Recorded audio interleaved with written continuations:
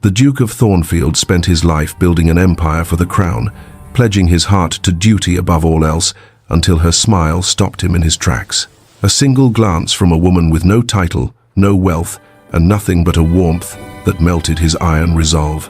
Now, standing on the edge of everything he's worked for, he must choose: remain bound by duty, or risk it all for the one thing he never knew he needed. But the deeper he falls, the harder it becomes to escape the trap of the crown and the love he never thought he'd want. Will he walk away from everything? Or is it already too late? Hello, lovely. If you're enjoying this romantic tale, I'd be so grateful for a like or a subscribe. It helps me bring you more stories of love, longing, and history. And if you're up for it, tell me in the comments where you're watching from. I read every note, and it always brings a smile to my face. Chapter 1. The Weight of the Crown. The scratch of quill on parchment was the only sound in the Duke of Thornfield's private study, save for the relentless tick of the mantel clock, marking the passage of another hollow evening. Edmund Ravenswood sat alone at his mahogany desk, long after the corridors of Whitehall Palace had emptied of ministers and clerks. The weight of England's trade negotiations spread before him like a battle map. A single oil lamp burned, casting shadows that danced across walls lined with leather-bound volumes and framed maps of territories he'd helped secure for the crown. The marble fireplace stood cold and dark. Edmund never bothered to light it, even on chill evenings. Comfort seemed an indulgence when duty demanded his attention. His eyes drifted from the French textile agreement to the portrait hanging above the fireplace. His father, the late Duke, stared down with the same stern expression Edmund had learned to mirror perfectly. Those painted eyes seemed to follow him, judge him, remind him. 34 years, Edmund thought, setting down his quill, 14 of them in service to the crown. What do I have to show for it? A title, a legacy, an empty house. The memory arrived unbidden, as it often did in these solitary hours. His father's bedchamber, the smell of illness and impending death, the old Duke's hand gripping his with surprising strength. Edmund. His father's voice had been weak but unyielding. The Ravenswood name has served the crown for 2 centuries. Above all else, above comfort, above desire, above everything. Promise me. Promise you'll never forget your purpose. I promise, father. Say it. Say what matters. Edmund had swallowed hard, feeling the weight of generations settling on his shoulders. The crown is all that matters. His father had smiled then, satisfied, and released his hand. He died 3 days later. The promise had become Edmund's compass, his measuring stick, his prison. The sound of footsteps on marble broke through his reverie. Edmund didn't look up. He knew that confident stride. You're working late again. Lord Geoffrey Wycliffe entered without knocking, carrying 2 glasses and a bottle of brandy. I saw the light from the courtyard. The French ambassador expects a response by Friday. Edmund gestured to the documents before him. These tariff structures won't negotiate themselves. Geoffrey set a glass before him and poured with practiced ease. They also won't vanish if you sleep occasionally. He settled into the leather chair across from the desk, studying his friend with concern. Though, I suppose congratulations are in order. Your trade proposal passed unanimously today. Not unanimously. Edmund accepted the brandy, allowing himself a rare moment of satisfaction. Lord Pemberton voted against it, naturally. Pemberton votes against anything you propose. His jealousy is becoming tiresome. Geoffrey swirled his glass. Did you see his face when the final count was announced? Edmund had seen it.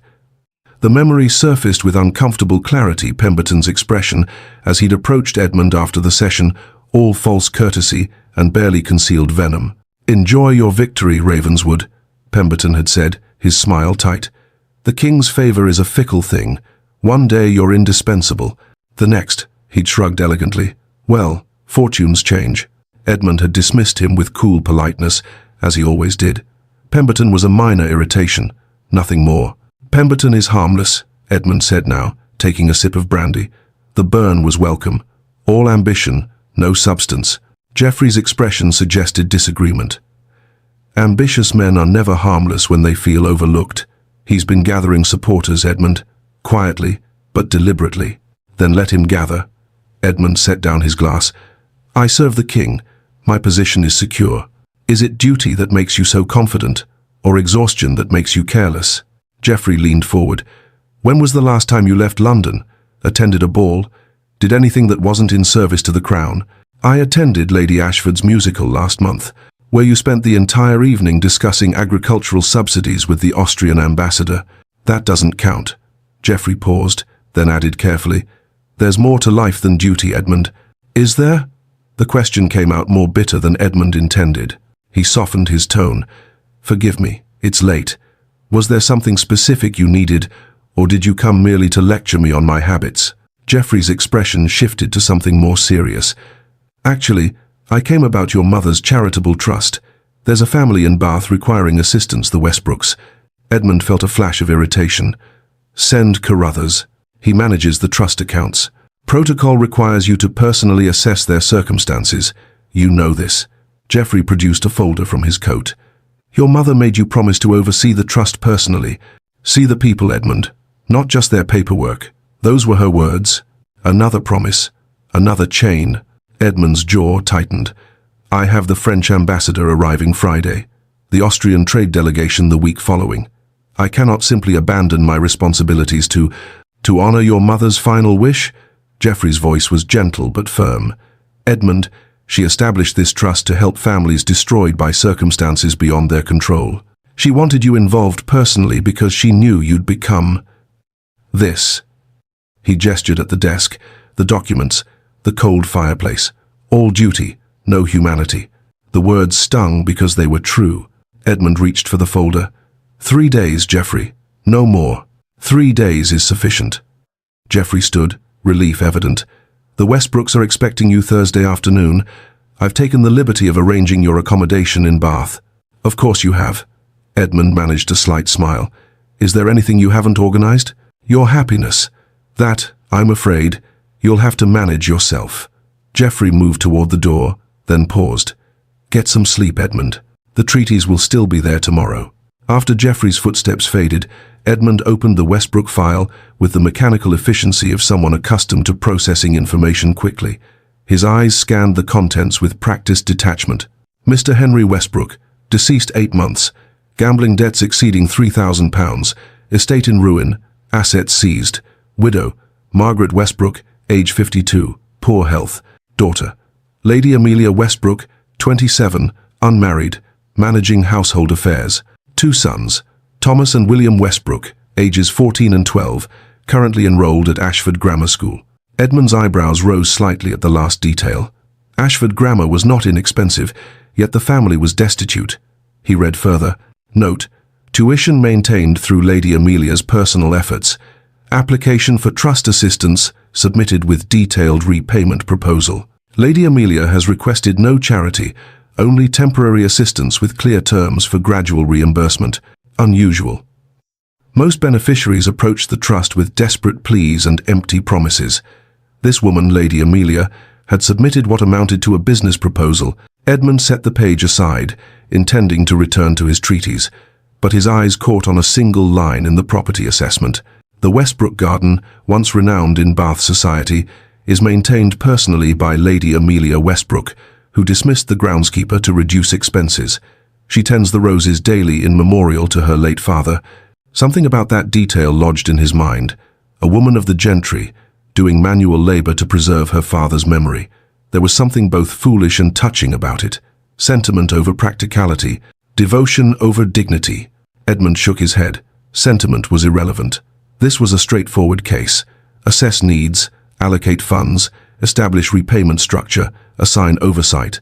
He could accomplish it in an afternoon and return to work that actually mattered. He closed the file and turned back to his treatise, but the words blurred before him. The clock ticked relentlessly. The oil lamp flickered, casting shadows that seemed to grow longer, darker. Edmund looked around his study, his sanctuary, his prison. Maps of Europe covered one wall, marking territories and trade routes. Shelves of legal texts and historical volumes lined another. His father's portrait dominated the fireplace wall, those stern eyes ever watchful. What did he have, truly? A title inherited, not earned. A position granted by birth, not merit. Respect born of fear and formality, not genuine regard. An empty townhouse in Mayfair that he visited only to sleep. No wife, no children, no warmth. Only duty. Edmund picked up the Westbrook file once more, opened it to that curious detail about the garden. 3 days in Bath, he murmured to the empty room. Then back to what matters. He rose and moved to the window. Beyond the glass, London sprawled in darkness, fog rolling through streets lit by gas lamps that flickered like dying stars. Somewhere out there, people were living, loving, laughing, feeling things beyond obligation and responsibility. Edmund pressed his palm against the cold glass. This is enough, he told himself, as he had countless times before. This is purpose. This is meaning. This is what father wanted, what mother expected, what the Ravenswood name demands. But standing alone in his study, surrounded by the evidence of his achievements and the emptiness of his life, Edmund Ravenswood wondered, just for a moment, if duty was truly all that mattered. The clock struck midnight. In 3 days, he would travel to Bath to assess a destitute family's circumstances. He would meet a widow and her daughter, review their finances, make his determination, and return to London. It would be routine, efficient, forgettable. Edmund had no way of knowing that in a small garden in Bath, a woman with chestnut hair and hazel eyes was tending roses under the stars, believing herself alone and unremarkable. He had no way of knowing that her smile would soon make him question everything he'd ever been taught about duty, legacy, and the meaning of a life well lived. For now, he simply closed the file, extinguished the lamp, and left his study, walking through silent corridors toward an empty house, carrying the weight of the crown like a man who'd forgotten what it felt like to stand up straight. Chapter 2. The Woman in the Garden. The ducal carriage rolled through Bath's elegant streets as morning sunlight gilded the honey-colored stone buildings that gave the city its distinctive glow. Edmund watched through the window as they passed the Roman baths, catching the faint, sulphurous smell that always hung over this part of town, a reminder of the ancient waters that had drawn the fashionable and infirm here for centuries. His carriage, gleaming black lacquer bearing the Ravenswood crest in gold, seemed almost vulgar against Bath's genteel modesty. Where London was all grandeur and power, Bath maintained a quieter dignity, faded elegance, clinging to former glory. They turned onto Royal Crescent, then into the less fashionable streets beyond, finally stopping before a narrow townhouse on a respectable but declining street. Edmund studied the building with the practiced eye of someone accustomed to assessing value. The address was proper enough, but the structure showed unmistakable signs of financial strain. Paint peeling from window frames, one shutter hanging slightly askew, the iron gate touched with rust at its hinges. Yet someone had tried. Window boxes overflowed with geraniums and trailing ivy. The front steps were scrubbed clean, and the brass door knocker, though aged, gleamed with recent polishing. Pride maintaining dignity despite poverty. Edmund recognized it because he'd seen it in his mother during her final illness, refusing to acknowledge pain, insisting on proper dress even when bedridden. There was something both admirable and heartbreaking in such determination. His coachman opened the door and handed him down. Edmund straightened his coat, adjusted his cravat, and assumed the bearing expected of a duke, shoulders back, expression neutral, every inch the aristocrat assessing a supplicant. Before he could approach the door, it opened. An elderly butler stood in the doorway, his face creased with nervous anxiety. "Your Grace." The man executed a proper bow, though his movements suggested arthritis. "We, Lady Westbrook, wasn't expecting you until this afternoon." Edmund noted the butler's livery, spotless but frayed at the cuffs, brass buttons polished to brilliance but clearly old. The man's shoes were worn thin at the soles, yet meticulously maintained. Another example of dignity preserved through sheer determination. "I prefer to manage my schedule efficiently," Edmund replied with characteristic impatience. "I trust this doesn't present an insurmountable difficulty." "Of course not, Your Grace. If you'll wait in the morning room, I'll inform Lady Westbrook of your arrival." The butler Davies, according to the file, stepped aside with practiced deference. "May I offer you tea while you wait?" "That won't be necessary." Davies led him through a narrow entrance hall where faded portraits of Westbrook ancestors gazed down with expressions of former prosperity. The morning room was small but maintained with obvious care. Wallpaper that had once been expensive now showed age around the edges. Furniture that was quality but worn. Fresh roses in a chipped porcelain vase. "I'll inform Lady Westbrook immediately, Your Grace." Edmund watched Davies retreat, then moved to examine the room more carefully. He should sit, wait patiently, maintain the proper distance between benefactor and supplicant. Instead, He found himself drawn to the window overlooking the back garden. What he saw stopped him completely. Where the house showed neglect, the garden was extraordinary. Roses bloomed in profusion, pink, white, deep crimson, pale yellow, their beds meticulously maintained. Gravel paths wound between plantings, raked smooth as any formal garden. Lavender bordered the walkways, and climbing roses covered a trellis near the back wall. This was not the garden of someone making do, this was the work of someone who understood beauty and refused to let it die, regardless of cost. And there, among the roses, was a young woman. She wore a simple morning dress of grey muslin, practical rather than fashionable, with sleeves rolled to her elbows in defiance of propriety. No gloves protected her hands. Her chestnut hair was pinned up loosely, tendrils escaping around her face in a way that suggested she'd been working for some time without bothering to check her appearance. She was completely absorbed in her task, pruning roses with careful attention, examining each cut before making it. Edmund watched, telling himself he was simply observing, while he waited as she moved from bush to bush with graceful efficiency. These were not the movements of someone playing at gardening. This woman knew exactly what she was doing. She paused before a particular rose bush, studying a bloom that was just beginning to open. A smile spread across her face, not the polite, practiced smile Edmund was accustomed to seeing in London ballrooms, but something genuine and unguarded. That smile transformed her entirely. It was like watching sunlight break through clouds. "There you are," she said softly to the flower, her voice carrying through the open window. "I knew you'd bloom if I was patient." Edmund felt something shift in his chest, a tightening, or perhaps a loosening. He couldn't identify which. A robin landed nearby, bold as brass, hopping close to where the woman worked. She laughed, a warm, unguarded sound that seemed to belong to the garden itself, and Edmund realized he was staring. He never stared. Staring suggested interest, and interest suggested vulnerability, and vulnerability was something Edmund Ravenswood had trained himself to avoid. Yet he couldn't look away. The woman turned toward the house, perhaps sensing observation. Their eyes met through the glass. Hazel eyes, he noted, intelligent and direct, with none of the calculated coyness he'd come to expect from young women of the ton.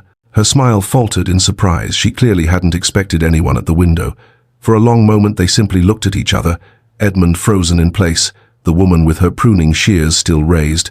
Then she offered a small, questioning smile and a slight nod.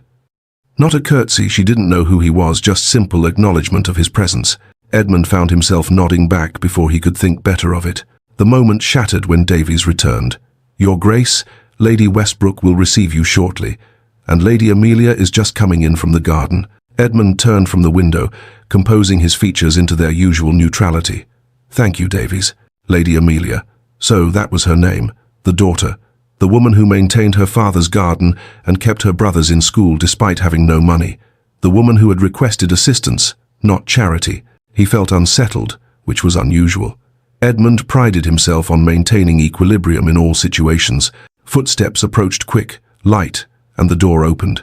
Lady Amelia entered in a rush, slightly breathless, clearly having hurried to make herself presentable. She'd removed the gardening apron and attempted to smooth her hair, but there was still a smudge of soil on her wrist that she'd missed. Her dress was simple, unfashionable by London standards, but clean and well-maintained.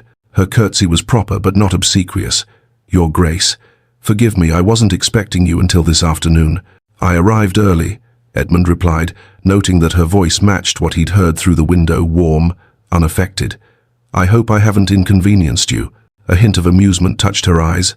"Not at all, Your Grace, though you've caught me rather literally dirty-handed." She held up her hands with disarming honesty, showing the soil still under her fingernails despite obvious attempts to clean them. "I was tending my father's roses. I'm afraid I lose track of time there," Edmund heard himself say, before he could consider whether it was appropriate. "They're beautiful. The garden." Her face lit up with obvious pleasure. "Thank you, Your Grace. It was Papa's greatest joy. I couldn't let it go to ruin, even if..." She trailed off, then finished simply, "Even if circumstances have changed." The door opened again, and an older woman entered slowly, leaning on a carved walking stick. Mrs. Westbrook was frail but kind-faced, her movements suggesting both poor health and determined grace. Formal introductions followed proper courtesies, exchanged with the ritualistic precision of their class. They arranged themselves in the sitting area, the ladies on a worn settee, Edmund in a wing chair that had probably been expensive 30 years ago. Edmund launched into his prepared speech with characteristic efficiency, outlining the trust's provisions, the funding available, the terms and conditions. He'd given variations of this speech dozens of times. It was straightforward, businesslike, designed to establish clear parameters while maintaining appropriate distance. Mrs. Westbrook's response was predictably effusive. "Your Grace, you cannot know what this means to us. Your mother's generosity, and yours in continuing her work. Forgive me, Your Grace." Lady Amelia's voice was gentle but firm as she interrupted her mother. "May I ask a few questions about the terms?" Edmund paused, surprised. "Of course." She leaned forward slightly, her expression serious. "What are the repayment expectations? How is the funding structured? What oversight will be required? And are there conditions regarding how the funds may be used?" Edmund found himself actually engaged rather than merely performing duty. Most beneficiaries accepted gratefully and asked no questions. This woman was assessing the arrangement like a business transaction, which was refreshing. "You seem to have concerns about accepting assistance, Lady Amelia." She met his eyes steadily. "Not concerns, Your Grace. I simply believe in understanding obligations completely. We're accepting assistance, not charity. There's a significant difference. Most people would consider the distinction academic. Most people haven't had to manage a household's collapse while maintaining their family's dignity." Her voice was matter-of-fact, not bitter. "Charity demeans the recipient. Fair assistance, with clear terms and mutual respect, preserves self-respect. I prefer the latter." The conversation shifted then, becoming something other than the formal transaction Edmund had anticipated. They discussed fund management, repayment schedules, sustainable solutions. Mrs. Westbrook sat quietly, watching with growing interest as her daughter held her own with a duke. Edmund found himself explaining more than necessary, engaging rather than dictating. When he mentioned her brother's schooling, noting that maintaining their education despite financial ruin showed commendable priorities, Amelia's expression softened. "They're good boys, Your Grace. They deserve their chance, despite our father's mistakes." No bitterness colored her words, only determined love. As the meeting concluded, Edmund realized with some surprise that he was reluctant to leave. He stood, they stood. Proper farewells were exchanged. At the door, Edmund paused. "Your father's garden. He had excellent taste in roses." That smile returned the genuine, transformative one he'd witnessed through the window. "He always said roses require patience and faith, Your Grace. You must tend them carefully, even when they're not blooming, trusting that beauty will come." Their eyes held for a moment. Edmund saw grief there, and love, and a quiet strength that had nothing to do with birth or fortune. "Wise man," he said softly. He was. Understanding passed between them, of loss, of duty, of maintaining dignity when everything else crumbles. Edmund left the Westbrook house with the afternoon sun warm on his shoulders, climbed into his carriage, and gave orders to return to London. But during the entire journey, he found himself thinking about her smile, her soil-stained hands, her refusal to accept diminishment. That night, working late in his study as always, Edmund caught himself wondering if she was in her garden under the stars, tending her father's roses with patient faith that beauty would come. It was a foolish thought, sentimental, irrelevant to his duties. Yet, he wondered nonetheless. Chapter 3. Duty and desire collide. The French ambassador's voice seemed to come from very far away, though the man sat directly across from Edmund in the Whitehall conference room. Morning light slanted through tall windows, illuminating maps of European trade routes spread across the polished table. "Your Grace." The ambassador's tone suggested this wasn't the first time he'd attempted to gain Edmund's attention. "The tariff structure on Lyon silk?" Edmund blinked, forcing his mind back from a sunlit garden in Bath, where a woman with soil-stained hands smiled at roses. "Forgive me. The tariff structure, yes. A reduction of 15% on finished goods, provided France reciprocates on English wool." He delivered the response with his usual precision, but Geoffrey, seated to his right, raised an eyebrow. Edmund never lost focus during negotiations. Never. By Wednesday's parliamentary session, Edmund's distraction had become a liability he could no longer ignore. Lord Pemberton droned on about agricultural subsidies, a topic that normally would have Edmund taking detailed notes, preparing counter-arguments. Instead, He found his pen motionless on the page as Amelia's words echoed in his mind. Roses require patience and faith. Some among us, Pemberton's voice cut through Edmund's reverie, seem distracted by matters beyond their station. Edmund's head snapped up. Pemberton was looking directly at him, a thin smile playing at his lips. The chamber had gone quiet. Several members turned to gauge Edmund's reaction. Edmund met Pemberton's gaze with cold composure. If Lord Pemberton has concerns about the agricultural proposal, perhaps he should address them directly, rather than through innuendo. Pemberton's smile widened. No concerns, Your Grace. Merely an observation. But the damage was done. As the session concluded, Geoffrey caught Edmund's arm in the corridor. You're not yourself. Geoffrey kept his voice low. What happened in Bath? Nothing happened. A routine trust matter. Edmund attempted to move past, but Geoffrey's grip held firm. Edmund, I've known you since we were boys at Eton.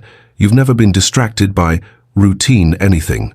Geoffrey's expression was concerned rather than accusatory. Talk to me. Irritation flared at Geoffrey for noticing, at himself for being noticeable. I'm tired, that's all. The French negotiations have been demanding. Geoffrey studied him for a long moment, then released his arm. If you say so. That night, alone in his study at Thornfield House, Edmund finally admitted the truth to himself. He couldn't stop thinking about her, about Amelia Westbrook with her intelligent questions and unguarded laugh, her refusal to accept charity, her hands gentle on rose stems, her eyes that seemed to see past every defense he'd spent a lifetime constructing. He told himself it was merely intellectual respect. She was intelligent, refreshing after the vapid society women whose conversation rarely ventured beyond weather and fashion. Nothing more than that, but sitting in the darkness, listening to the clock tick away another empty evening, Edmund knew he was lying to himself. It was everything more. The following Friday found Edmund at the Ashford estate for dinner, the purpose barely concealed behind elaborate courses and polite conversation. Lord Ashford wanted to solidify the match between Edmund and his daughter Catherine, and he'd arranged the evening with the subtlety of a military campaign. Lady Catherine Ashford was beautiful in the conventional way that London society prized blonde hair dressed in the latest fashion, blue eyes that matched her silk gown, porcelain complexion that spoke of gentle breeding. She was accomplished. Her pianoforte performance before dinner had been technically flawless, her French accent impeccable when she'd conversed with the visiting comte, her embroidered shawl a work of considerable skill. The alliance would strengthen both families politically. It was, by every measure, an excellent match. Catherine was seated beside Edmund at dinner, a placement too deliberate to be accidental. She made polite conversation the unseasonably warm weather, the upcoming season at Covent Garden, Lady Pemberton's new conservatory. Edmund played his part with practiced ease, attentive and courteous, offering appropriate responses at proper intervals. But some traitorous part of his mind kept drawing comparisons. When Catherine mentioned her garden, saying, I find roses rather demanding. I prefer less troublesome flowers like dahlias. Edmund heard Amelia's voice. Roses require patience and faith. When Catherine discussed her charity work, I organize the Ladies' Society. We send baskets to the deserving poor twice monthly. Edmund remembered Amelia's words. Charity demeans. Fair assistance preserves self-respect. After dinner, Lord Ashford cornered Edmund in his study under the pretense of offering port. Catherine is fond of you, Ravenswood. Ashford poured generous measures into crystal glasses, and the king himself has expressed approval of the match. Lady Catherine is an exemplary young woman, Edmund replied, which was both true and safe. The families have circled each other long enough. Ashford handed Edmund a glass. I propose we announce the engagement at the Royal Ball next month. Give society something to celebrate. Edmund should have agreed immediately. The match was advantageous, appropriate, expected. Every rational consideration supported it. Instead, he heard himself say, I would prefer to wait until after the summer recess, Lord Ashford. Ashford's eyebrows rose. Is there some impediment? Merely a preference for proper timing. It was a delay, nothing more. But it was the first time Edmund had ever delayed duty for reasons he couldn't quite articulate. As Edmund prepared to leave, Catherine walked him to his carriage, propriety maintained by staying within view of the house, but beyond hearing of the other guests. You're hesitating, she observed. That's not like you, Your Grace. Edmund turned to her, startled by her directness. I'm not hesitating, merely being deliberate. Catherine studied him with disconcerting perception. I want you to know I understand this is a political match. I don't expect love, but I do expect honesty. You'll have my honesty, Lady Catherine. Then be honest with yourself first, Your Grace, before you make promises you may regret." She smiled, but there was sadness in it. "Whatever or whoever has you hesitating deserves your consideration. Don't dismiss it merely because it's inconvenient to duty." She knew. Somehow, she knew his heart wasn't in this arrangement. Geoffrey was waiting at Thornfield House when Edmund returned, sitting in the darkened study, as if he had every right to be there. "How was the evening?" Geoffrey asked without preamble. "Productive." "When's the engagement to be announced?" "After summer recess." "So, you're delaying?" Geoffrey leaned forward, his expression serious. "You're going back to Bath, aren't you?" Edmund didn't answer, but they both knew the truth. 3 days later, Edmund discovered a discrepancy in the trust disbursement paperwork. Lady Amelia's signature was required on certain documents, an oversight that demanded immediate correction. There was no discrepancy. Edmund had created one. He told himself it was merely thoroughness as he prepared for the journey. The Ravenswood Trust must be properly administered. Personal feelings were irrelevant. This was about duty, about honoring his mother's legacy, about ensuring proper documentation. He almost believed his own lies. Rather than taking his carriage, Edmund rode his own horse faster, more private, less formal. The summer countryside unfolded before him, fields golden with early wheat, hedgerows heavy with wild roses, the Avon Valley green and lush. He rehearsed what he would say. "Lady Amelia, protocol requires your signature on these amended documents." Professional, distant, appropriate, but his heart beat faster as Bath's spires came into view. Davies answered the door, surprise evident on his lined face. "Your Grace, we weren't expecting." "I apologize for the intrusion." Edmund held up the carefully prepared documents.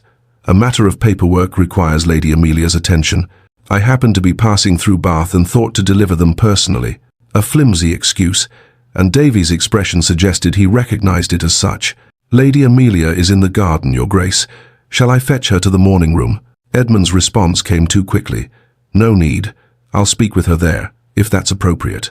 Davies' knowing look suggested he understood far more than Edmund wished. "Of course, Your Grace." Through the morning room, as before. The garden was awash in afternoon sunlight, the air heavy with the scent of roses at their peak. Amelia stood among them, cutting blooms for the house, a wide-brimmed hat shading her face. She wore an apron over her simple dress, and she was humming a folk melody, simple and sweet. Edmund stood in the doorway, stealing this unguarded moment, watching her move from bush to bush with unconscious grace. She examined each bloom before cutting, as selective with flowers as she'd been with words during their first meeting. "Lady Amelia." She turned, and her face transformed, surprise melting into pleasure. "Your Grace, I didn't expect." She set down her shears, removing her gardening gloves. "Is something wrong with the trust?" Edmund held up the papers. "A signature is required. I apologize for disturbing you." Her lips curved in a knowing smile. "You could have sent these by post." "Court." Edmund felt heat rise to his face, an unfamiliar sensation. "I prefer to deliver them personally, to ensure clarity." "I see." Her amusement was gentle, not mocking. "Would you like to see what I've done with the roses since you were here? You seemed interested last time." Edmund should decline, have her sign the papers, leave immediately. Instead, he said, "I would, very much."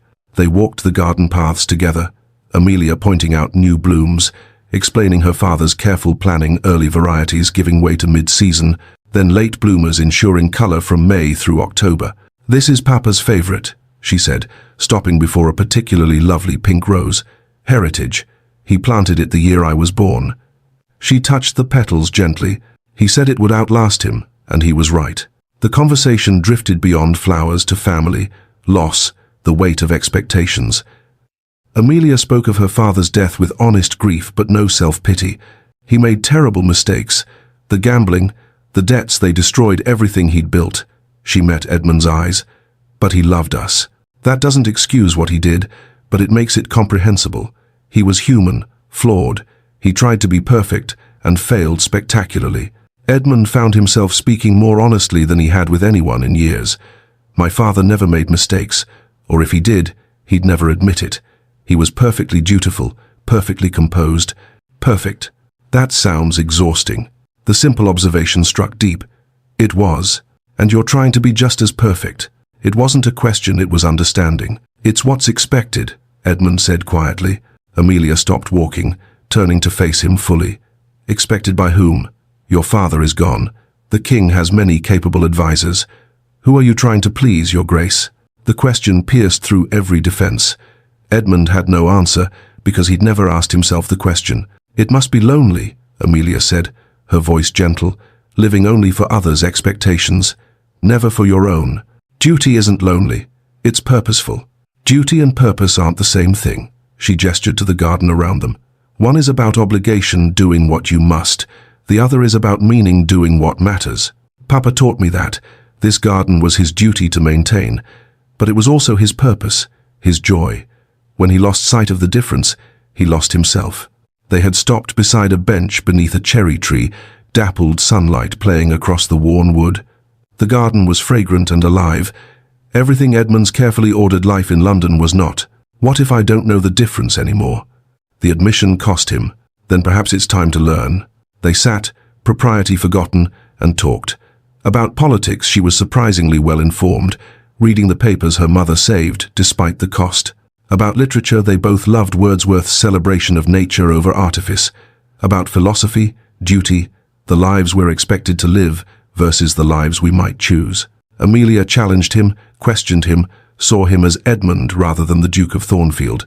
When the sun began to sink toward the horizon, Edmund realized with shock that more than an hour had passed.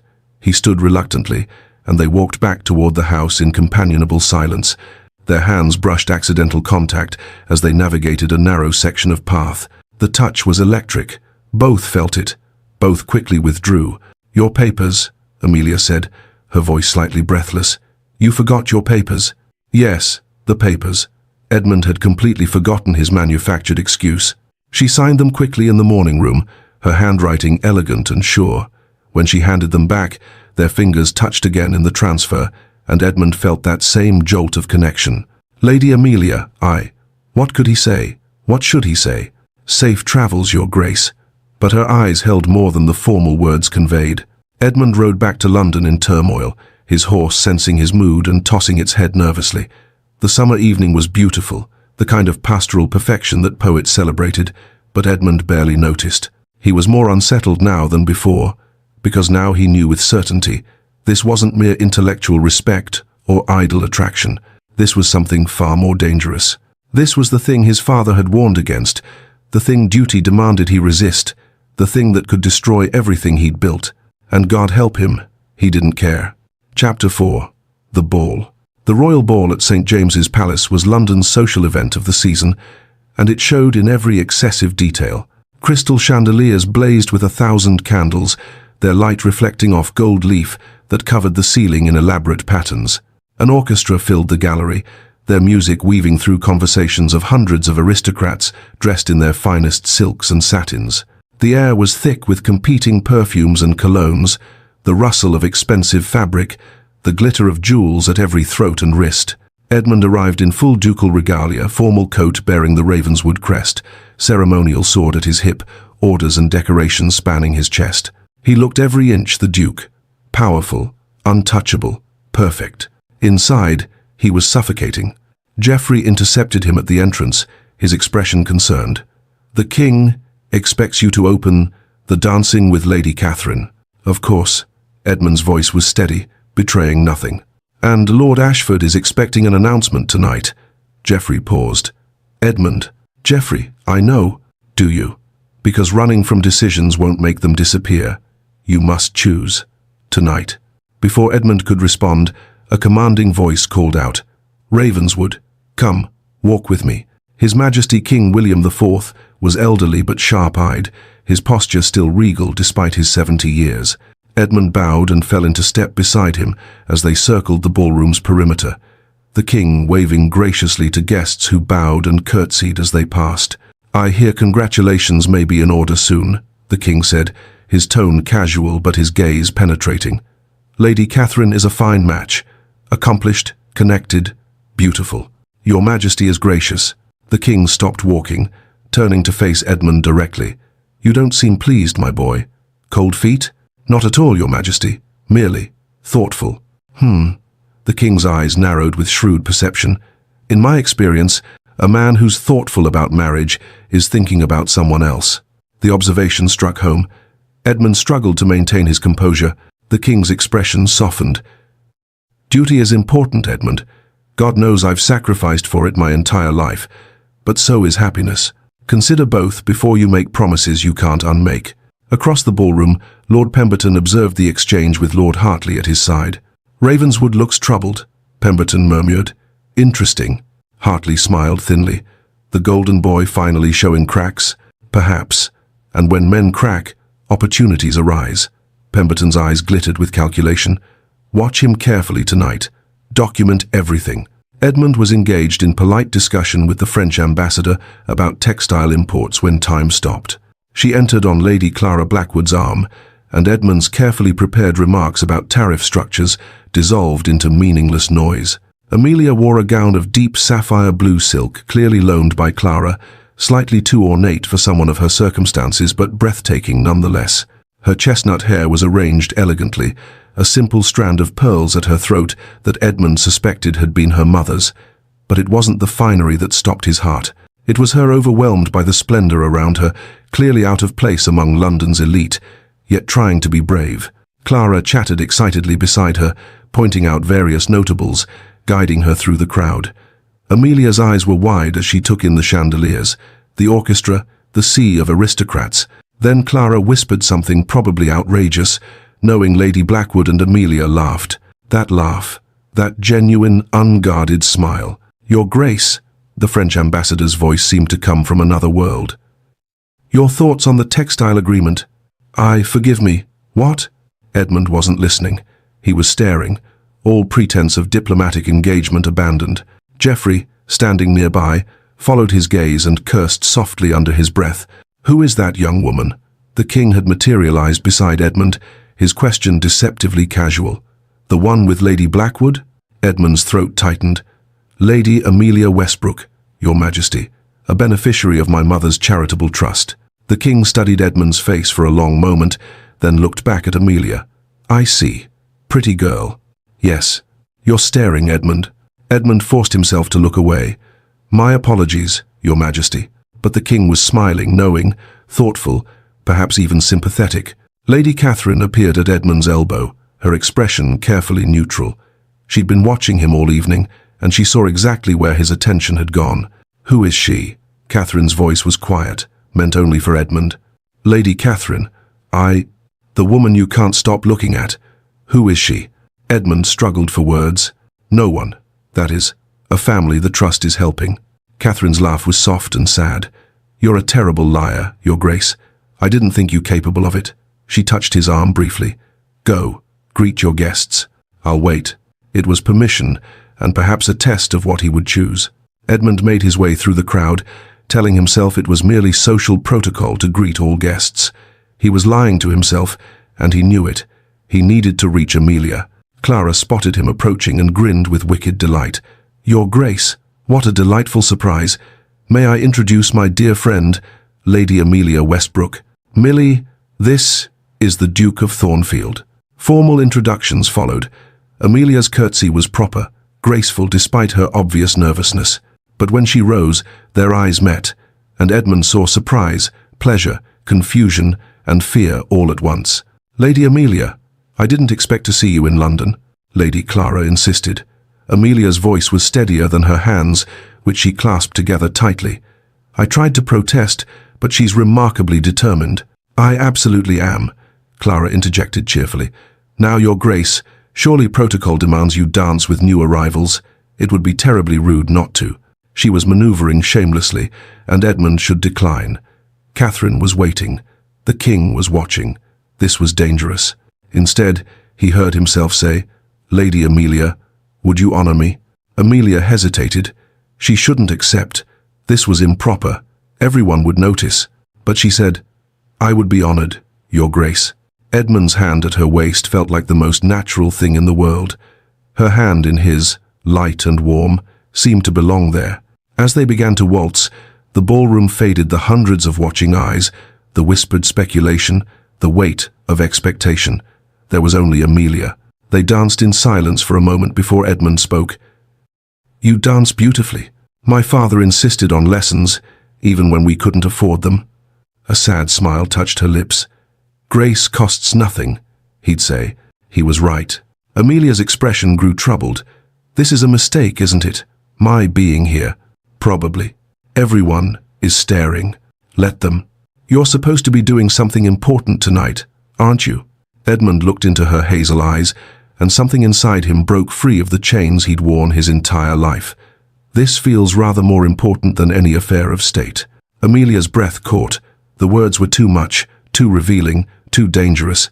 Their eyes locked as they continued to dance, the world narrowing to the space between them. "Amelia, Lady Amelia," she corrected softly, but her eyes were warm, belying the formality. "Amelia, I can't stop thinking about our conversation in the garden." "Neither can I." The admission was barely a whisper. The confession hung between them, dangerous, true, irreversible. The music ended too soon. Edmund had to release her, step back, resume propriety. But as he bowed over her hand, he whispered, "Meet me in the garden, please." Amelia should refuse, should return to Clara, make excuses, leave immediately. Instead, she gave the smallest nod. 20 minutes later, Edmund stood in the palace gardens, night air cool on his heated skin. Jasmine bloomed along the walls, fountains played their eternal music, and moonlight painted gravel paths silver. Distant orchestra music drifted from the ballroom, muted and dreamlike. He'd done his duty, first danced stiffly with Catherine, who'd said nothing but whose eyes held understanding and sadness, spoken distractedly with the king, made mechanical pleasantries with various nobles. Now he waited in a secluded corner near the rose garden, heart pounding. What was he doing? This was madness. Footsteps on gravel announced her arrival. Amelia emerged from the shadows, Clara's shawl wrapped around her shoulders against the night air. They stared at each other. "I shouldn't be here," Amelia said. "I know. This is dangerous for you. I've heard the whispers tonight. You're expected to announce an engagement to Lady Catherine." "Yes." "Then why did you ask me here?" Edmund stepped closer, feeling decades of careful control crumbling. "Because I had to." His voice dropped. "Since Bath, I've thought of nothing but you. Your smile, your words, the way you see through all my carefully constructed defenses." Tears formed in Amelia's eyes. "Edmund, Your Grace," he corrected automatically, but without conviction. "Your Grace, you have duties, a position, a legacy to uphold. I'm no one. You're everything." The words escaped before he could stop them. Silence fell, profound and charged with possibility. "You don't mean that. You're caught up in—" "Don't tell me what I mean." Edmund's voice carried decades of suppressed feeling. "For 34 years, I've done nothing but duty. Duty to my father, to the crown, to the Ravenswood name. And what has it brought me? An empty house, an empty life, an empty heart." His voice broke slightly. Until your garden, until I understood what I've been missing. This will destroy you, your position, your family's legacy. Is that enough? To live only for duty? You asked me that once." Amelia's voice was barely audible. "Is it?" "No. God help me, it's not." He reached for her hand. She let him take it.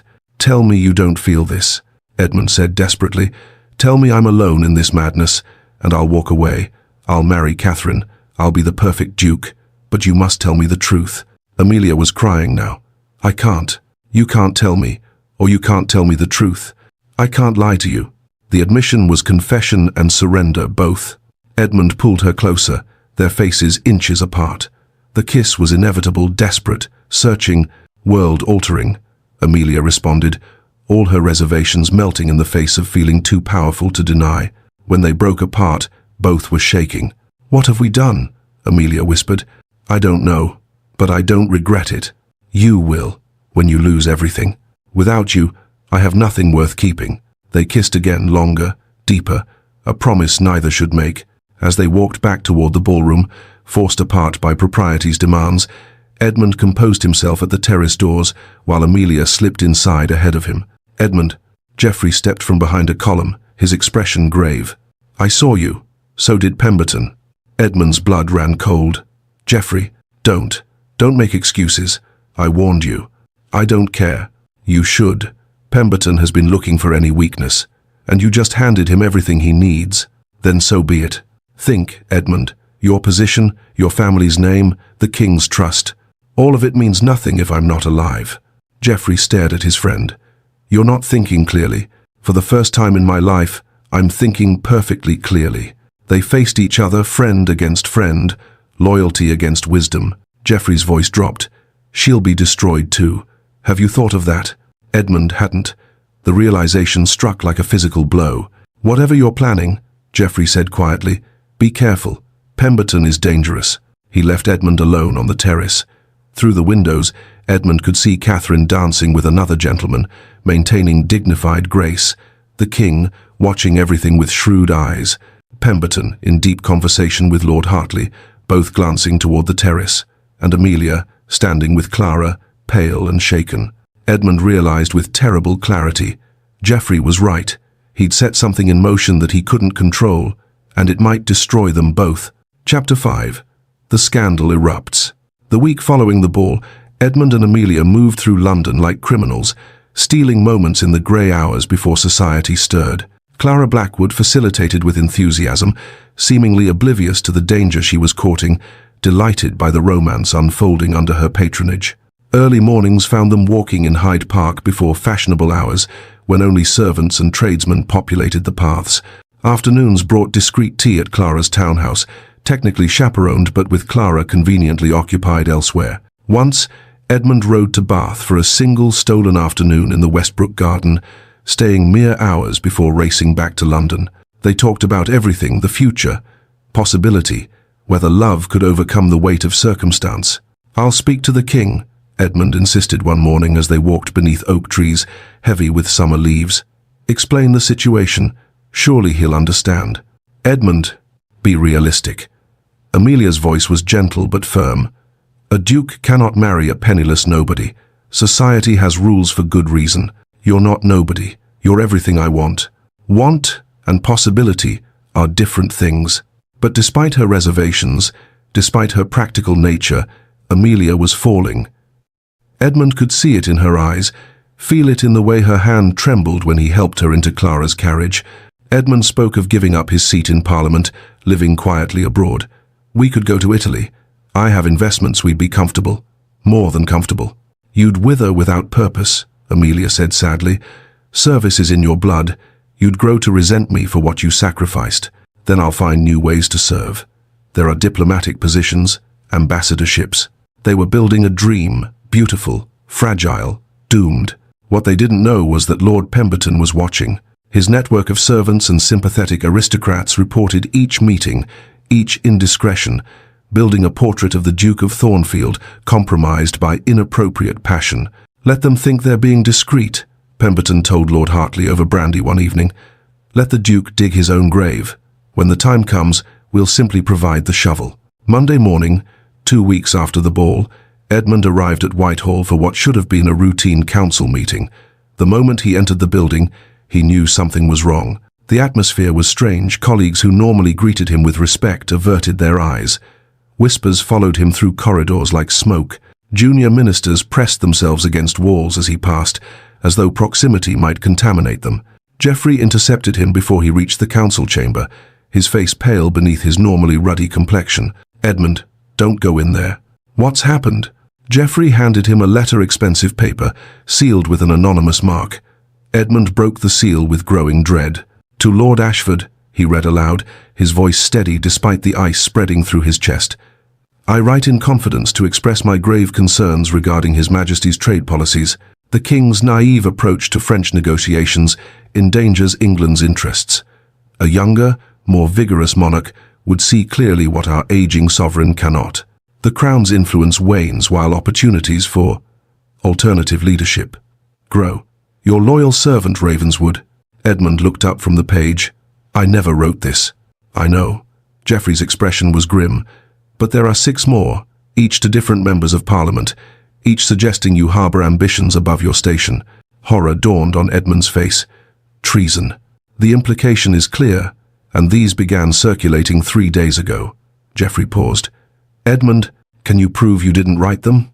The handwriting isn't mine. It's close enough. An expert forger. And there's more. Geoffrey handed him a scandal sheet, the morning's gossip paper. The headline screamed in bold type, "Duke's judgment compromised. Ravenswood court scandal with penniless." "Nobody," Edmund read with mounting fury. The article detailed his attentions to an unsuitable woman of no consequence, suggested his reckless infatuation had clouded his judgment, connected the treasonous letters to erratic behavior, and questioned whether the king could trust a man enslaved by passion. They'd weaponized Amelia. His love for her had become evidence of instability. "The council is meeting now to discuss your loyalty," Geoffrey said quietly. The king demanded it. Edmund straightened his shoulders, feeling the weight of his family's 200-year legacy pressing down. "Then I'll face them." The council chamber felt like a courtroom. 30 members of parliament, the king's closest advisers, sat in judgment. The king himself presided from the head of the table, his expression unreadable. Pemberton sat among the accusers, his face carefully neutral, but Edmund caught the glitter of satisfaction in his eyes. The Lord Chancellor spoke first. "Your Grace, grave accusations have been levelled. Anonymous letters bearing your signature." "Which I did not write," Edmund interrupted, suggesting treasonous sentiments regarding His Majesty. "Forgeries, designed to discredit me." Pemberton rose smoothly. "A convenient claim, Ravenswood, yet your behavior lately has been unusual. Explain yourself." "Secret meetings, frequent absences from London, distraction during critical sessions." Pemberton's voice dripped false concern. "And your association with a certain young woman of questionable connections." The words were poison, carefully calibrated to sound like legitimate worry rather than attack. "My private life is my concern," Edmund said coldly. "Not when it affects your judgment, not when England's interests hang in the balance." Lord Ashford stood abruptly, his face flushed with anger and betrayal. "You were to marry my daughter. Instead, you insult her by pursuing a nobody. Lady Amelia Westbrook is a distraction, a weakness." Ashford's voice rose. "And these letters suggest that weakness has led to something far worse." The chamber erupted in argument. Some defended Edmund, his years of service, his loyalty beyond question. Others pointed to the timing, his recent behavior, the undeniable evidence of distraction. Geoffrey stood, commanding attention. "I have examined the letters. The handwriting, while similar, is not His Grace's. I believe they are sophisticated forgeries." "Or Lord Wycliffe is protecting his friend," Pemberton suggested smoothly. "I am protecting truth." But even Geoffrey's support wasn't enough. The doubt had been planted, and it spread like poison through the room. The king raised his hand. Silence fell instantly. "This council is adjourned. Lord Ravenswood, you will remain." The chamber emptied slowly, members filing out with backward glances at Edmund standing alone before the throne. When the last had departed and the door closed with finality, the king spoke. "Are you a traitor, Edmund?" "Never, Your Majesty. On my life and honor." The king's expression softened slightly. "I believe you. These letters reek of conspiracy. Someone seeks to destroy you." Relief flooded through Edmund. "Thank you, Your Majesty. But belief is not enough." The king's voice hardened. "I must have proof, and you must demonstrate your loyalty beyond doubt." Edmund's relief curdled into dread. "How, Your Majesty?" "Marry Lady Catherine Ashford, immediately. Sever all connection with the Westbrook girl. Show Parliament that your judgment is sound, your priorities clear." Edmund felt the trap close around him like iron. "Your Majesty, it's not a request, Edmund. It's a command. The wedding will occur within the fortnight. And if I refuse?" The king's expression filled with genuine sadness. "Then I cannot protect you. The accusations will proceed. At best, you'll be ruined, stripped of title, lands, position. At worst," he paused, "treason carries a death sentence." Edmund stood frozen, feeling the weight of centuries of duty crushing down on him. Choose Amelia and face ruin, or worse, the gallows. Choose Catherine and safety, but lose everything that made life worth living. The trap was complete. After Edmund left the palace devastated, trapped, barely maintaining his composure, Geoffrey began investigating in earnest. He visited paper merchants throughout London, tracing the expensive stock used for the forged letters. He consulted the handwriting expert who'd examined the documents. "Excellent forgery," the man confirmed. "Deliberate, practiced. This was not amateur work." Geoffrey interviewed clerks and servants, searching for anyone who might have seen something. Finally, he found a lead. Lord Pemberton's secretary had purchased similar paper stock 3 weeks ago, just after the royal ball. Geoffrey now had suspicions, but not proof. And Edmund didn't have time. The king had commanded a wedding within the fortnight. 2 weeks to save his friend from either a loveless marriage or a traitor's death. Geoffrey stared at his notes in the lamplight, feeling the weight of impossible odds, and began planning how to prove what he knew in his bones to be true. Pemberton had manufactured this entire conspiracy, but would he find proof in time? Chapter 6. The Sacrifice. 3 days after the parliamentary inquiry, Amelia knelt in her garden, tending the roses that had become both comfort and torment. Every bloom reminded her of Edmund, his surprise when he'd first seen the garden, the way he'd listened when she'd spoken of patience and faith, the look in his grey eyes when he'd told her she was everything. But everything had changed. Edmund hadn't written, hadn't visited. She told herself he was busy, that Parliament demanded his attention, that nothing was wrong. She was lying to herself, and she knew it. The sound of a carriage arriving at speed made her look up. Clara burst through the garden gate, her face grave, newspapers clutched in her hands. "Millie, oh Millie, I'm so sorry." The papers told the story in screaming headlines.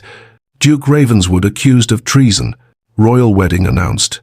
Ravenswood to wed Lady Catherine. King commands Duke to prove loyalty through advantageous match. And worst of all, Westbrook girl, named as Duke's folly, unsuitable woman, blamed for Duke's lapse in judgment. Amelia's hands shook as she read. The articles were vicious, particularly about her. Fortune hunter, social climber, woman of no breeding who used feminine wiles to ensnare a duke during a moment of weakness. Some even questioned her morality. Proper ladies do not pursue gentlemen above their station. "They're destroying him because of me," Amelia whispered. "It's not your fault." Clara gripped her arm. "Someone is orchestrating this. It's too coordinated, too vicious. It doesn't matter whose fault it is." Amelia's voice was hollow. "He's facing treason charges, and I'm the evidence they're using to prove his judgment is compromised." Mrs. Westbrook appeared in the garden doorway, having read over their shoulders. Tears streamed down her face. "My dear child, you must end this." "Mama, I know you care for him, but if you truly care, you'll let him go. Let him save himself." Her mother's voice broke. "This is destroying him, and it will destroy you both if you don't act." Amelia looked at the newspapers again, at Edmund's name dragged through scandal, at the accusations of treason that could see him hanged. Her mother was right. Edmund would sacrifice everything for her, his position, his legacy, possibly his life, unless she stopped him. That same afternoon in London, Edmund worked frantically in his study at Thornfield House. Maps covered his desk routes to Scotland, then across the Channel to France or Italy. Documents detailing the liquidation of assets, the conversion of property holdings into portable wealth. He was planning to run, to take Amelia and disappear. They would marry at Gretna Green, then sail for the continent, start a new life where the king's reach couldn't follow, where scandal couldn't touch them. Geoffrey entered without knocking, a privilege of their long friendship. He saw the maps and cursed. "Edmund, no, I won't marry Catherine, I won't abandon Amelia. You'll be a fugitive, wanted for treason." Edmund's laugh was harsh. Better a fugitive with Amelia than a duke in a prison of duty. "And what of her?" Geoffrey's voice was gentle but insistent. "She'll be branded a criminal's wife. Hunted, scorned. Every door in Europe will close to her. Is that the life you want for the woman you love?" Edmund faltered. He hadn't thought that through. In his desperation to be with Amelia, he hadn't considered that his choice would destroy her as completely as it would destroy him. "You're not thinking clearly," Geoffrey said. "Love has blinded you to consequences. Then I'll be blind. I can't lose her, Geoffrey." "You may have to, for her sake, if not your own." Edmund refused to hear it. He gathered the maps, stuffing them into his saddlebag. "I'm leaving tonight, riding to Bath to get Amelia. We'll be gone before anyone can stop us." Geoffrey watched his friend prepare to throw away everything, helpless to prevent the catastrophe unfolding. Evening found Edmund at the Westbrook door, his horse lathered with exhaustion. He'd ridden like a madman, desperate, wild-eyed, beyond reason. Davies opened the door, alarm clear on his face. "Your Grace, I must see Lady Amelia, immediately." "Your Grace, perhaps tomorrow would be more appropriate." Edmund pushed past him with unprecedented rudeness. He found Amelia in the parlour with her mother, both women rising in startlement at his disheveled appearance. "Amelia, pack what you need. We're leaving." "Edmund, what?"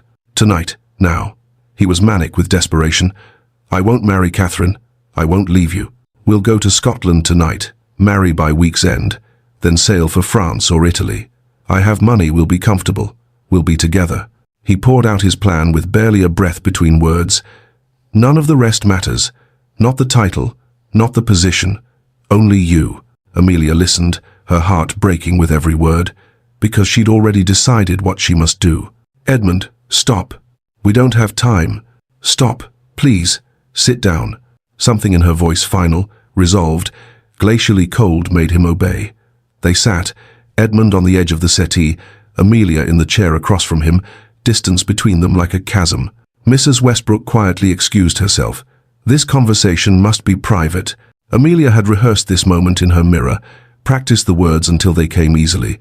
But looking at Edmund now, desperate, loving, willing to sacrifice everything, nearly broke her resolve. She must be cruel to be kind. "I've given your proposal considerable thought." "And?" Hope flared in his eyes. Amelia forced coldness into her voice. "I must decline." "Amelia, let me finish." She couldn't look at him. "I'm grateful for your attention these past weeks. It's been flattering." Edmund flinched. "Flattering? But I'm a practical woman, Your Grace. I understand reality." She made herself meet his eyes. "A duke's interest in someone of my station? It was an opportunity, a chance to improve my family's circumstances." The lie tasted like poison on her tongue. "What are you saying?" Edmund's voice had gone quiet, dangerous. "I'm saying you were a means to an end. Surely you understand. The trust, the connections, the possibility of elevation." She forced the words out. "Did you truly think I cared for you? A man who lives like a corpse, following orders, never truly alive?" "Stop." Edmund stood, his face draining of color. But Amelia couldn't stop. She had to make him believe this, had to make the lie so cruel he would hate her, would go back to London, would marry Catherine and be safe. "You're not even a real person, Edmund. You're a title with a pulse. All duty, no passion, no authentic feeling." Tears threatened, but she blinked them back savagely. "I could never love you. You're too cold, too bound by obligations, you're too weak to break." Edmund stared at her as though she'd struck him. "Look at me. Look me in the eyes and tell me that kiss meant nothing." This was the moment. Amelia stood, forced herself to meet his gaze directly, and delivered the final blow. "It meant nothing. You were a duke who paid attention to me. I was flattered. But love?" Her voice nearly broke on the word, but she held steady. "No, there was never love." She gestured toward the door. "Go back to London. Marry Lady Catherine. Fulfill your duty. It's what you were always meant to do, what you're good for." Edmund opened his mouth, closed it. Something died behind his grey eyes. She could see it happen, see the light extinguish. "I see." His voice was hollow, dead as winter. No anger, no argument, just devastating acceptance. He turned toward the door, his movements mechanical, as though his body operated independently of his shattered soul. "Forgive the intrusion, Lady Westbrook. I won't trouble you again." He walked out. Amelia stood frozen, listening to his footsteps recede. The front door closed, careful, controlled, not slammed, despite his pain. The sound of his horse leaving, hoofbeats fading into the Bath evening. Amelia made it to the door before her legs gave out. She pressed her forehead against the wood, and the sobs came silent, violent, grief ripping through her like a physical wound. She slid down to the floor, wrapped her arms around her knees, and broke apart. Clara appeared from upstairs where she'd been waiting, listening. She rushed to her friend and pulled her into an embrace. "I had to," Amelia gasped between sobs. "I had to set him free.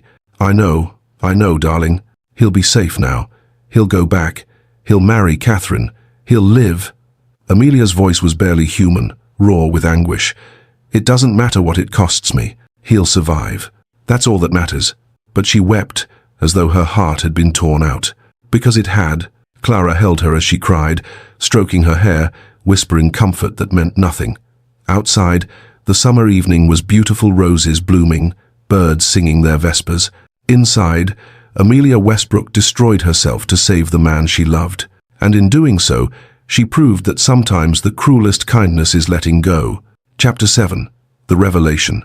Edmund returned to London, a changed man, or rather, no longer a man at all. He'd become an automaton, going through the motions of life with mechanical precision and no feeling whatsoever. He agreed to everything. Marry Catherine, public announcement, immediate ceremony. Whatever duty demanded, he would perform. Geoffrey found him in his study 3 days after Bath, reviewing wedding arrangements with the same detached efficiency he'd once applied to trade negotiations. "Edmund, are you certain about this?" "About what?" "My duty." Edmund's voice was flat, emotionless. "She made it clear what I was to her, a means to an end. I was a fool to think otherwise. She loved you. I saw her face. You saw what you wanted to see, as did I." Edmund set down his pen with precision. "I mistook gratitude for affection, manipulation for genuine feeling. An embarrassing lapse in judgment, but one I've corrected." Geoffrey recognized this version of Edmund, the perfect duke. All duty, no feeling. But this was worse than before. Before, Edmund had been controlled. Now he was simply dead inside. Wedding preparations proceeded with ruthless efficiency. 10 days until the ceremony. Catherine tried repeatedly to reach him, to have the conversation every engaged couple should have. "Edmund, we should talk about expectations, about how we'll manage. You'll be an excellent Duchess. That's sufficient." Catherine studied his face with growing concern. "Is it? Because you look like a man walking to his execution. Appearances can be deceiving, Lady Catherine." She pressed her lips together, recognizing the futility of further discussion. She was marrying a ghost, and they both knew it. 1 week before the wedding, Geoffrey's investigation finally bore fruit. He'd spent days interviewing servants, tracing paper sources, examining records with obsessive attention to detail. A clerk at a Bond Street stationer's finally provided the breakthrough. "Lord Pemberton's secretary purchased paper matching this stock 3 weeks ago," the clerk confirmed, examining the forged letters. "But more interesting, I saw Lord Pemberton himself in Hyde Park around that time, watching a gentleman and a lady. He was taking notes." Geoffrey's pulse quickened. "Can you describe them?" "Tall gentleman, dark hair, duke by his bearing. The lady was pretty, chestnut hair, simply dressed. Edmund and Amelia." Geoffrey consulted the handwriting expert again. Could Pemberton have commissioned these forgeries? The expert examined the letters carefully. Possible. He'd need resources and connections to find a forger this skilled. But he has both. And the motive is obvious: remove Ravenswood, advance his own position. Geoffrey took his evidence directly to the king in a private audience. "Pemberton." The king's expression darkened. "I've had my suspicions about him for months. This confirms what I suspected. Your Majesty, Edmund is innocent. The letters were designed to destroy him." "I know. But the proof came too late." The king gestured to the window overlooking the palace gardens. "The wedding is in 1 week. Parliament is satisfied. The scandal is dying. Pemberton will face justice, but the damage to Edmund is done." "But Edmund himself is dying, Your Majesty." Geoffrey's voice was urgent. "I've known him my entire life, and I've never seen him like this. He's given up. He's surrendered to duty because he believes the woman he loves betrayed him." The king turned from the window. "What would you have me do?" "Tell him the truth, about the investigation, about Pemberton's conspiracy. Give him the choice you denied him when you commanded the marriage. And if he still chooses Lady Westbrook over Lady Catherine, then at least he'll have chosen freely." The king considered this for a long moment, his aged face thoughtful. Finally, he nodded. 3 days before the wedding, Edmund was summoned to a private audience with the king. No advisors, no witnesses. Just the two of them in His Majesty's private study, a comfortable room with books and maps, far from the formal grandeur of the throne room. "Sit, Edmund, please." The king's tone was informal, almost gentle. Edmund sat rigidly, awaiting whatever orders would come. "I'm going to tell you a story," the king said, "and I want you to simply listen." Edmund nodded, confused but obedient. 50 years ago I was a young man, second son, never expected to inherit." The king settled into his chair with a sigh. "I fell in love with a merchant's daughter, Elizabeth. She was brilliant, kind, saw me as William, not as a prince." Edmund listened, something stirring in his chest despite the numbness. "We planned to marry quietly, live away from court. We'd have a simple life, a real life." The king's voice grew heavy with old grief. "Then my brother died in a riding accident. Suddenly I was heir to the throne. My father forbade the match. 'The crown requires sacrifice,' he said. Edmund recognized his own story in the king's words. I was weak. I obeyed. The king's eyes were distant, seeing across decades. I married Princess Charlotte, a good woman, appropriate in every way. We had a respectful marriage. She bore the heir. She did her duty. But I never loved her, and she knew it. The pain in the king's voice was raw despite 50 years of distance. Every night for 50 years, I've gone to sleep thinking of Elizabeth, what our life might have been. I've worn a crown, ruled an empire, had every luxury. He looked directly at Edmund. But I've never had a single day of genuine happiness. Edmund's throat tightened. Your Majesty, why are you telling me this? Because I see my young self in you, and I won't let you make my mistake. The wedding is in 3 days. Arrangements are made. Hang the arrangements. The king leaned forward. Edmund, I knew about the forged letters from the beginning. Edmund's world tilted. You knew? I've been hunting traitors in my own council. Pemberton and his faction have been undermining crown policies for months. I used the scandal as bait. Let them expose themselves. The king's expression was apologetic. I'm sorry you were caught in the trap. Then why did you command me to marry Catherine? I didn't command you. I gave you what I thought you needed, an excuse to do your duty, a way to salvage honor from scandal. The king shook his head. But Geoffrey showed me something today. He showed me a man who's already dead. That's not duty, Edmund. That's self-destruction. She didn't love me. Edmund's voice cracked. She said I was merely a means to an end. And you believed her? The king's smile was sad and knowing. A woman willing to destroy her own happiness to save you from ruin. That sounds like love to me. The kind of love I lost. The kind of love you're about to throw away. The words struck Edmund like a physical blow. I'm giving you something I never had, the king continued. A choice. He outlined the paths clearly. Marry Catherine. Become prime minister. Secure the Ravenswood legacy. Have power and influence. Serve the crown as your fathers did. He paused. Or follow your heart to Amelia. Accept a position as ambassador you'll still serve, but differently. Build a different kind of life. The Ravenswood name will pass to your cousin Marcus. He's capable. Your legacy will survive without you. The king stood. Either path serves the crown, Edmund, but only one serves your soul. And if I choose wrong? The king's smile was bitter with regret. Then you'll spend 50 years wondering, as I have. Don't make my mistake. Choose, Edmund, but choose with your whole self, not just your sense of duty. He moved toward the door. You have 3 days. Whatever you decide, I'll support you. The king left Edmund alone with thoughts that swirled like a tempest. That night, Edmund sat in darkness in his study, the king's story echoing in his mind. His entire worldview had shattered. Duty was supposed to be clear, absolute, simple. Now he had permission to choose, and choice was agony. Geoffrey found him there hours later, lamplight from the corridor spilling across the darkened room. The king told me what he said. Edmund didn't look up. She told me she never loved me, that I was merely a means to an end. Do you believe that? Geoffrey's voice was gentle. Edmund wanted to say yes. It would be easier to believe the lie, to marry Catherine, to let duty carry him forward. But he remembered her smile in the garden, genuine and unguarded, her hand in his during the waltz, trembling slightly, her tears when she'd spoken those cruel words. Yes, there had been tears. He'd seen them even as she tried to blink them back. I don't know what to believe. Then let me tell you what I saw. Geoffrey sat in the chair across from Edmund. I saw a woman who looked at you like you hung the stars, and I saw that same woman destroy herself to save you from ruin. Why would she lie? Perhaps the same reason you were planning to marry Catherine, misguided nobility. Loving someone enough to let them go, even if it breaks you. The truth crystallized with painful clarity. Amelia had sacrificed their love to save him, just as he'd been willing to sacrifice everything for her. What have I done? Edmund's voice broke. Nothing that can't be undone, if you're brave enough. The wedding is in 3 days. Geoffrey smiled. Then, you don't have time to waste. Chapter 8. The Garden Redemption. The grandest wedding London had seen in years was about to become its greatest scandal. St. George's Chapel blazed with candlelight, hundreds of flames reflecting off gilded walls and crystal chandeliers.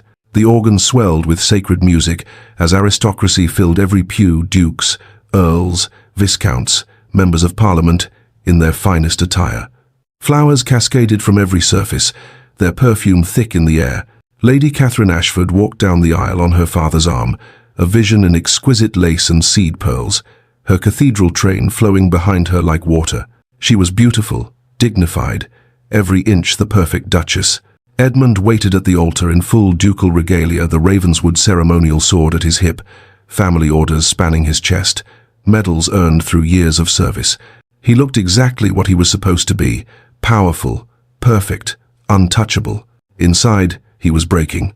The king sat in the place of honor, watching with shrewd eyes. Geoffrey stood as Edmund's witness, his expression carefully neutral. Lord Ashford beamed with triumph. Even Pemberton attended under guard now, but present to witness what he believed was his victory. The Archbishop of Canterbury presided, his voice resonant in the vaulted space. As Catherine reached the altar, she whispered so only Edmund could hear, "You don't have to do this." Edmund met her eyes. "Forgive me." Understanding dawned on her face, followed by something that looked almost like relief. "Dearly beloved," the Archbishop began, "we are gathered here in the sight of God and in the face of this congregation to join together this man and this woman in holy matrimony." Edmund's mind filled with competing voices. His father, the Ravenswood name, serves the crown above all else. His own declaration to Parliament, the crown is all that matters. But then Amelia's voice, clear as morning, "Is duty enough? To live only for duty? If any person here present knows of any lawful impediment why these two may not be joined in marriage, let them speak now, or forever hold their peace." The pause stretched. Edmund's hand trembled. He looked at Catherine, and in her eyes saw understanding, permission, even relief. "Choose freely," she whispered. "I'll be fine." Her grace gave him courage. "Then we shall proceed," the Archbishop continued. "Edmund Ravenswood, Duke of Thornfield, will you take this woman?" "I cannot." Edmund's voice carried clearly through the chapel. Gasps rippled through the congregation like wind through wheat. "What?" Lord Ashford surged to his feet. Edmund turned to the Archbishop. "Forgive me, Your Grace. I cannot take these vows." He faced Catherine, speaking directly to her, his voice gentle. "Lady Catherine, you deserve more than I can give you. You deserve someone whose whole heart is yours. Mine is not. It never was. And you knew it." Catherine's composure never wavered. "I did. You'll make someone an extraordinary wife. But that someone is not me." She pressed his hand briefly. "Go. Be happy." Edmund turned to face the hundreds of shocked faces filling the chapel. He removed his ducal ring, the symbol of 2 centuries of Ravenswood legacy, and placed it on the altar. "I have spent my entire life believing that duty was the highest calling," his voice carried to every corner, "that personal desires were irrelevant to legacy and service. But I've learned something these past months. A life lived without love is not service, it is imprisonment. A man who cannot be authentic cannot truly serve." "This is outrageous." Lord Ashford's face had gone purple. Edmund continued as though uninterrupted. "I will not marry Lady Catherine. I will not pretend my heart is whole when it's broken. I will not live the lie my father lived, and his father before him." He met the king's eyes. "Your Majesty, I am grateful for your wisdom. You gave me a choice. I'm making it." The king nodded approval and respect in that single gesture. "I resign my position on the council. I surrender my seat in Parliament. I step down from all crown appointments." Scandalized whispers erupted, but Edmund raised his voice over them. "I do this not in betrayal of the crown, but in service to truth." He descended from the altar and walked down the aisle, past Pemberton, whose smug expression had dissolved into confusion, past Lord Ashford, apoplectic with rage, past hundreds of aristocrats whose world of rigid certainty he'd just shattered. Geoffrey joined him halfway down the aisle. Need a witness? Always. They walked out of St. George's Chapel together, leaving chaos in their wake. But Edmund felt free for the first time in his life. Edmund and Geoffrey ran to the horses Edmund had prepared just in case.